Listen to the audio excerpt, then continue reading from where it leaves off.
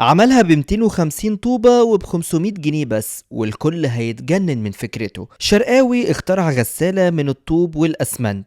ايه الحكاية؟ في زمن الكماليات والتقنيات العالية في راجل بسيط قدر انه يعمل غسالة بتكلفة ما تتعداش 500 جنيه بأدوات بسيطة جدا موجودة حوالينا. لو الغريب ان الراجل ده مش مهندس ولا متخصص، ده فلاح عادي، بس كان عنده فكرة مش عادية وحل ذكي لحماية عيلته من خطر الصعق الكهربائي. ايه حكاية الراجل ده وازاي قدر يعمل غسالة ب 500 جنيه؟ كل دي تفاصيل هتعرفها معانا في الفيديو ده. في قلب قرية بسيطة في محافظة الشرقية في راجل سبعيني اسمه الحاج عبد الحميد.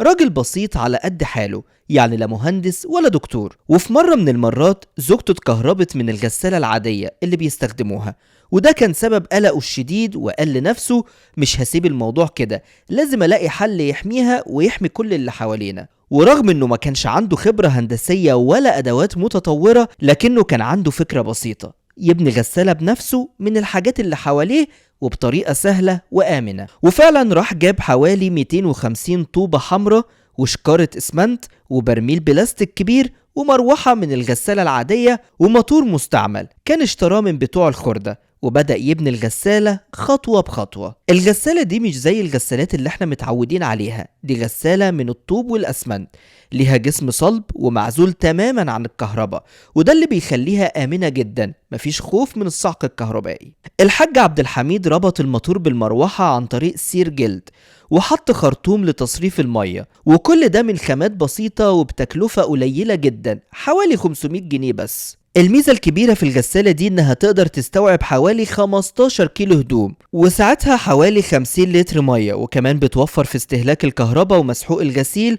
وممكن تستخدم اي نوع مسحوق بدون مشاكل.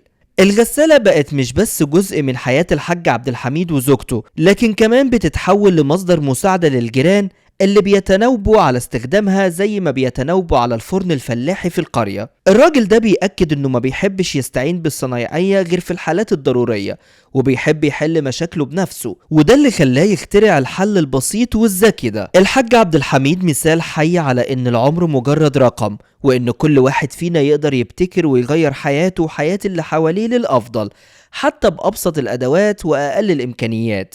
وخليك عارف، الابتكار مش لازم يكون معقد أو مكلف، أحيانا أبسط الحلول بتكون هي الأفضل، وإن الإنسان البسيط اللي عنده هم وحب للغير ممكن يعمل فرق كبير بحكمته وإبداعه.